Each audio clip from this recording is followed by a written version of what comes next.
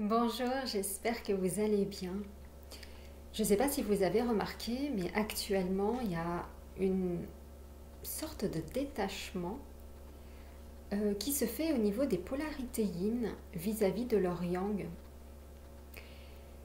C'est assez surprenant, puisque depuis la reconnexion, il n'y avait pas forcément eu ce temps de pause et de détachement. Et là, c'est comme si ailleurs le détachement nous permettait de revenir à qui nous sommes dans la polarité yin. Alors je vais essayer de vous le partager puisque ça faisait très longtemps que je n'avais pas ressenti cela. Ça remonte bien avant la rencontre avec mon yang. Et ce détachement, c'est... alors je vais pas forcément mettre le lâcher prise parce que je pense pas que ce soit au même endroit.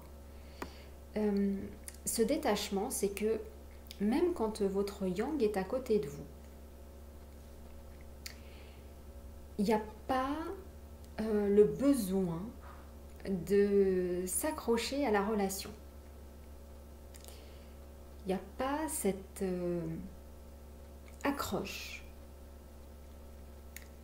Il y a juste besoin d'être. Et d'ailleurs, quand il n'y a pas cette accroche, il n'y a pas de jalousie. Il n'y a que de l'instant présent, il n'y a que de la présence en fait, et que de la bienveillance. C'est un détachement qui nous permet de voir la situation telle qu'elle est, sans nous projeter dans quelque chose qui n'existe pas, et sans nous aliéner à une situation de jalousie ou que l'on serait moins que ou qu'on serait plus que. C'est un endroit où il y a l'être. Et cet endroit où il y a l'être, eh bien ça correspond à la polarité yin, puisque la polarité yin est sans avoir à faire. Elle existe. Alors ce qui est assez aussi intéressant dans ce détachement, c'est que actuellement ça vient aussi toucher la blessure de rejet. Cette blessure qui nous met de côté, ne nous implique pas dans un collectif, celle où on se sent mis de côté, pas vu,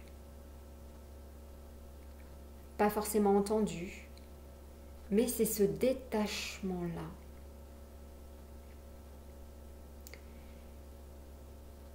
Et ce détachement, je pense qu'il est bénéfique,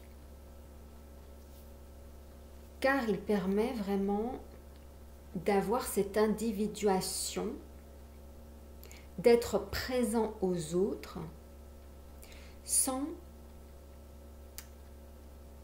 participer à ce que pourrait ressentir un collectif.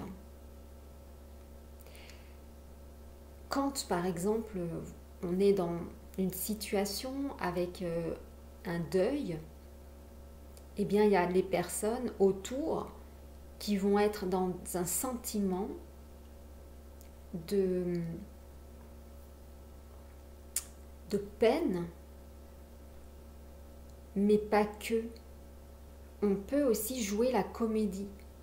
On peut aussi faire en sorte d'être triste pour l'autre, mais on ne l'est pas véritablement, donc en fait, on est faux. On devient faux.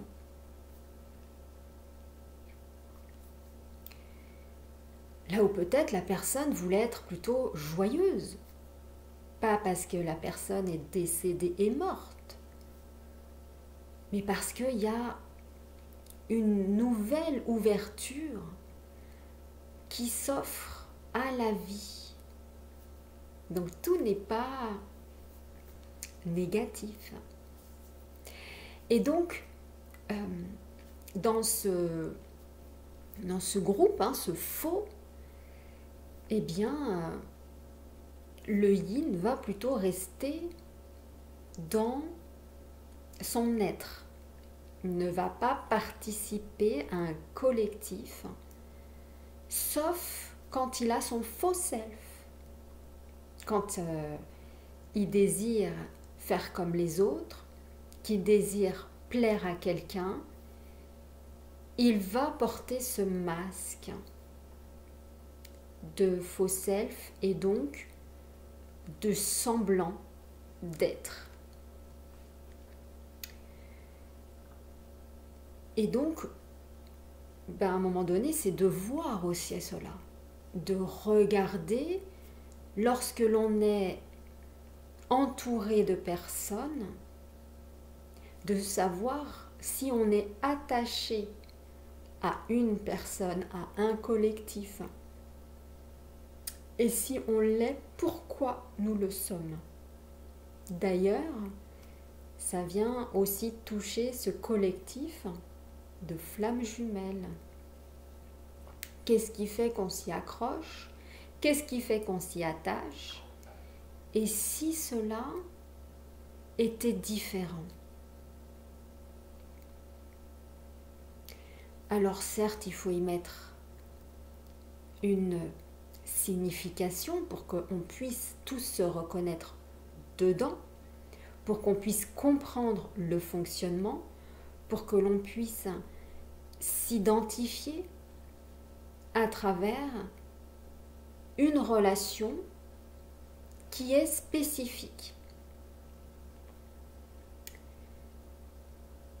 Et dans cette spécificité que ce chemin de flammes jumelles, il y a aussi tout ce travail d'introspection. Et donc de détachement également vis-à-vis de ce que l'on a déjà vécu, qui était souffrant, de se détacher de tout ce qui ne nous convient pas, n'a pas été la vérité. Tout revient à l'origine.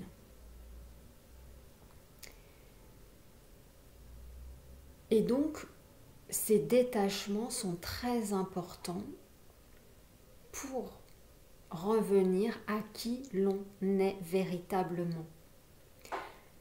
Nous sommes des êtres émotionnels, nous sommes des êtres avec lesquels nous partageons ensemble des moments de collectif. Et là où auparavant il y avait d'un côté les yang plutôt collectifs, ensemble, unis, une famille, et de l'autre côté un yin plutôt solitaire, indépendant, eh bien il y a un juste milieu à avoir entre les deux. Et donc pour cela, ça va être de recréer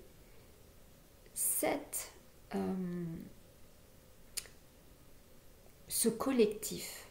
Mais un yin, de par son origine, n'est pas câblé pour être dans cette fréquence énergétique yang.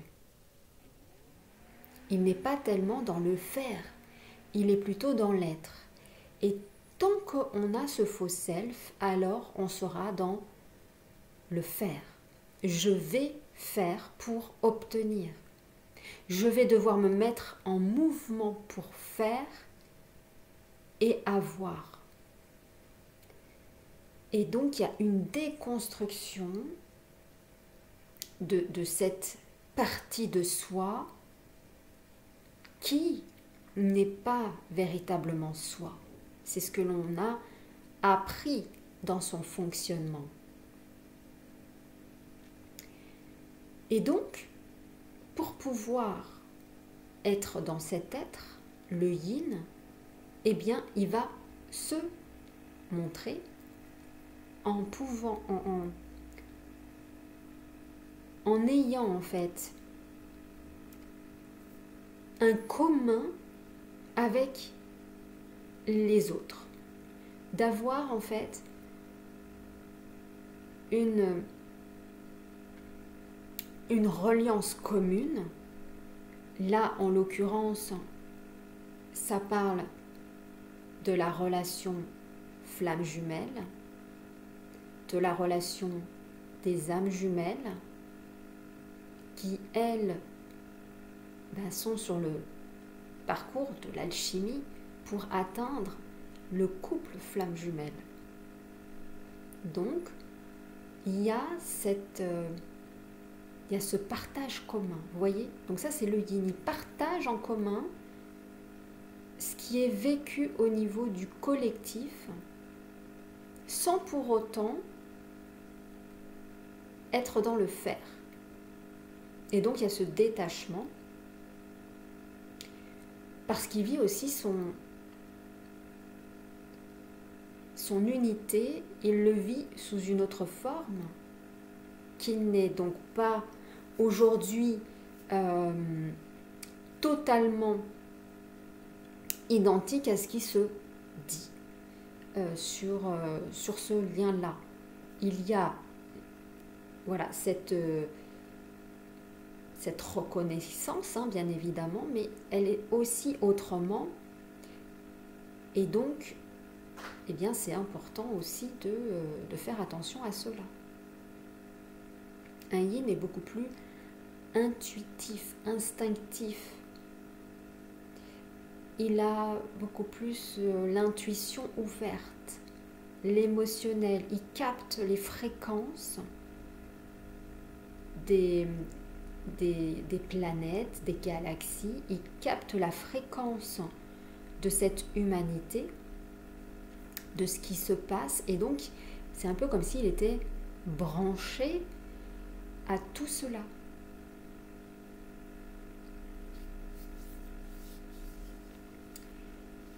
Et donc, pour pouvoir avoir donc les fréquences énergétiques et donc pouvoir les retranscrire, eh bien, il est capté. Voilà, il capte les fréquences en fait. C'est ça, il capte les fréquences. Il capte l'énergie environnante. Il sait, voilà, il sait comment ça se fonctionne. Voilà, c'est dans l'être, dans les fréquences. C'est pour ça que c'est important aussi de bien savoir ce qu'il y a actuellement. Et ce qui est assez intéressant aussi, c'est que quand on capte la fréquence, eh bien on a une information, que ce soit sur des réseaux ou autres, il y a l'information qui vient à vous.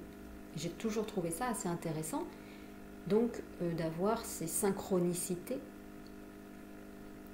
qui apparaissent dès qu'on capte un message, dès qu'on capte une vibration. C'est une communication qui se fait à un autre niveau, au niveau des yin. C'est une fréquence, donc, comme je vous disais, énergétique, c'est une fréquence, une onde, voilà, que l'on capte. Et quand on capte cette fréquence, eh bien, derrière,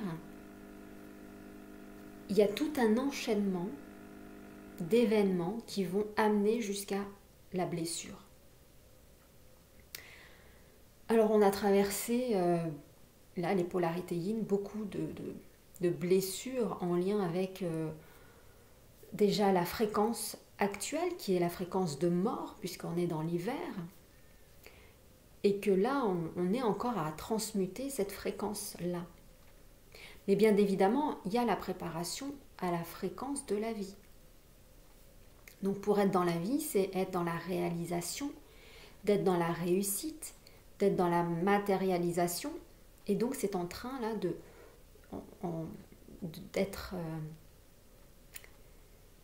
mis en place.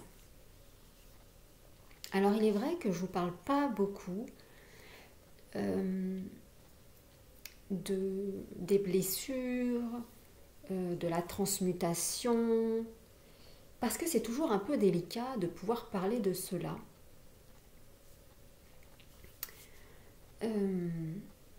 Quand on n'a pas forcément en face de soi, ou quand on ne sait pas quelles sont les personnes en face de soi. Alors, je vais quand même vous en parler parce que vibratoirement, peut-être que vous serez amené à visiter et à voir cette vidéo. Mais en réalité, les mémoires de mort, elles sont sous différentes formes. La première forme, donc ça va en lien avec la blessure d'abandon. C'est plutôt la blessure d'abandon qui détient cette blessure profonde. Et même un yin va passer par toutes les blessures, dont celle de l'enfance, qui est à l'origine, donc la blessure de son yang. Donc la blessure d'abandon, c'est quand vous avez été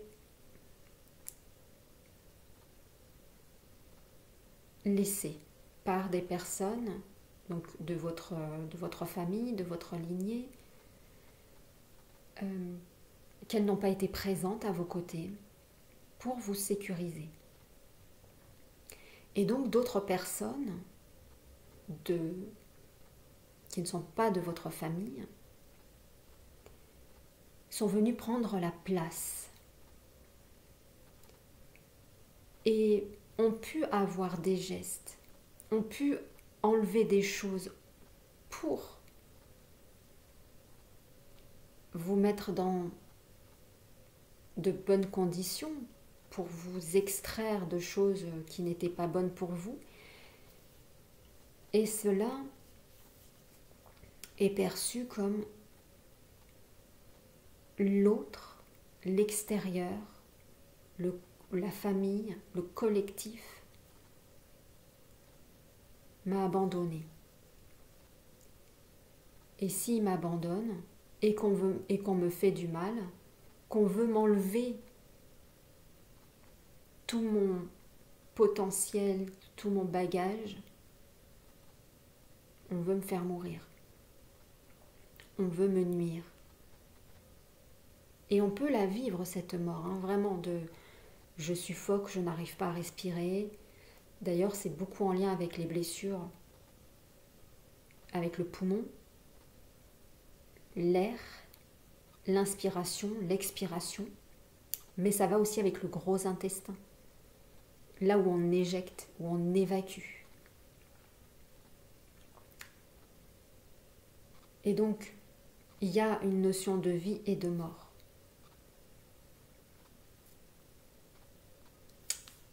Quand la mort,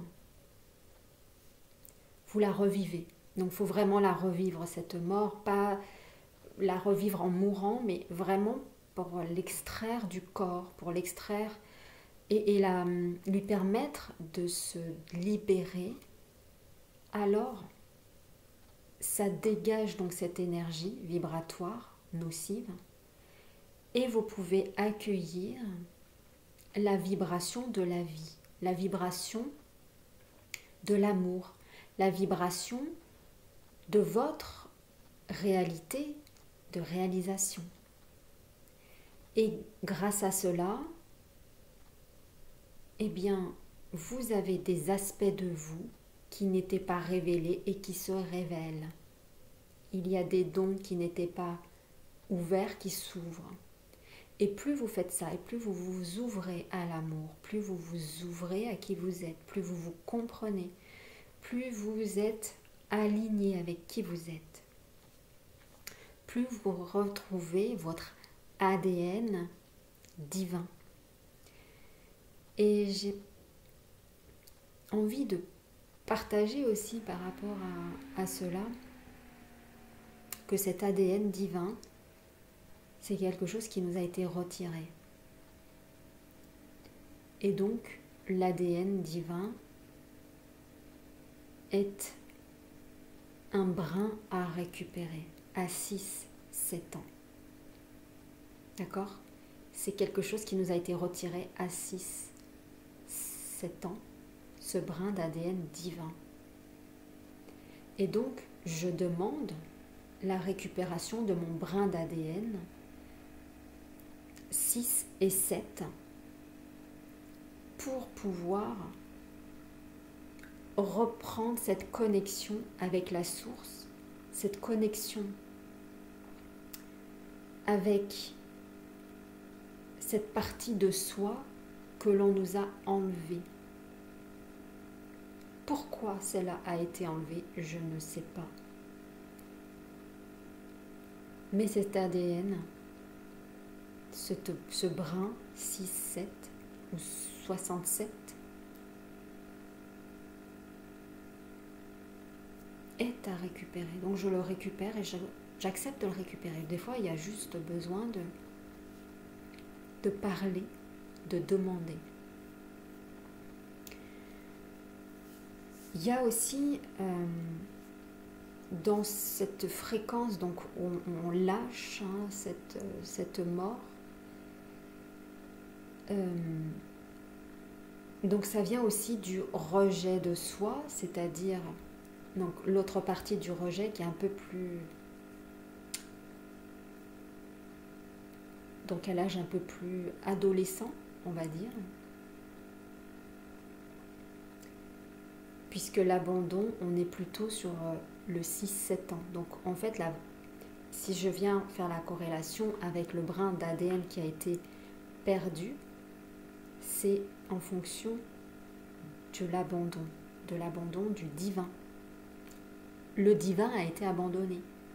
Très peu, aujourd'hui, reconnectent avec le divin. Je ne parle pas de religion, ce n'est pas de la religion. Je parle du divin. Le divin n'a pas de religion. Il a de la manifestation, de la réalisation. Il a la graine de vie, la graine d'amour, la graine d'abondance. Il a la graine de santé. Il a la graine de longévité. C'est cette graine-là, dans le jardin, à récupérer. Et donc, pour la blessure donc, de rejet qui se vit beaucoup plus, voilà, avec des âges un peu plus avancés, c'est cette mort suite à une trahison que l'on se fait. Enfin, une injustice que l'on se fait, pardon. Mais aussi une trahison, ça peut être perçu comme cela, où on se rejette, où on a rejeté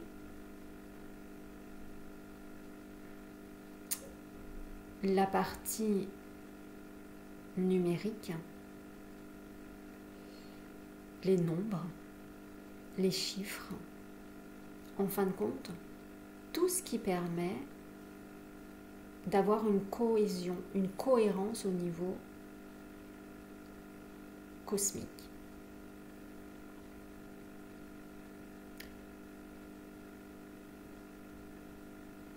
Donc il y a aussi cela avec cette blessure de rejet, donc numérique. Et je le vis aussi, et ça me le fait comprendre, parce que j'ai aussi travaillé dans du numérique et dans les communications. Voilà. Donc c'est quand même assez intéressant pour cela.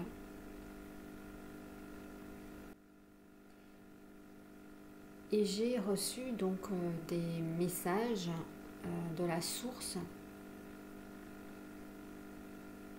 pour pouvoir m'aligner en fait au couple. au couple donc de flammes jumelles que je vais vous partager. Et vous pourrez le dire, et ça sort, plutôt ça vient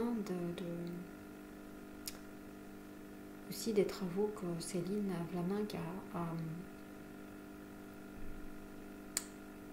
donne, quoi. Voilà, donne. Donc cela vient je demande l'alignement de mon couple flamme jumelle au cœur d'amour central, de lumière de mon Père, énergie matière. Donc ça, c'est demander l'alignement.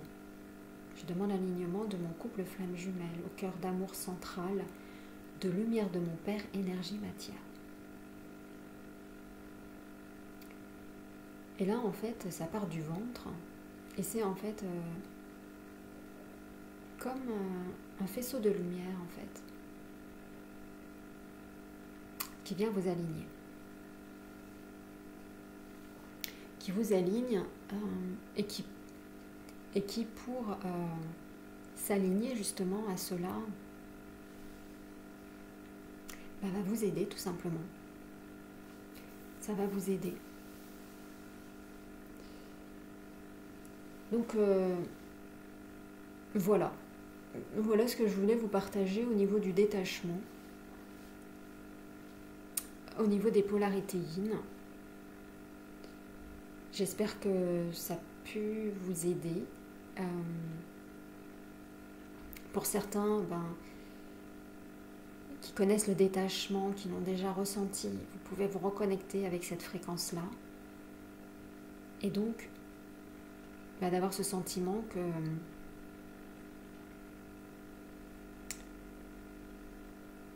on ne sait pas trop où on est en fait. On ne sait pas trop où on est, si ce lien existe vraiment. Alors oui, il existe, mais pas dans cette partie-là, mais si ce lien d'amour, d'envie commune,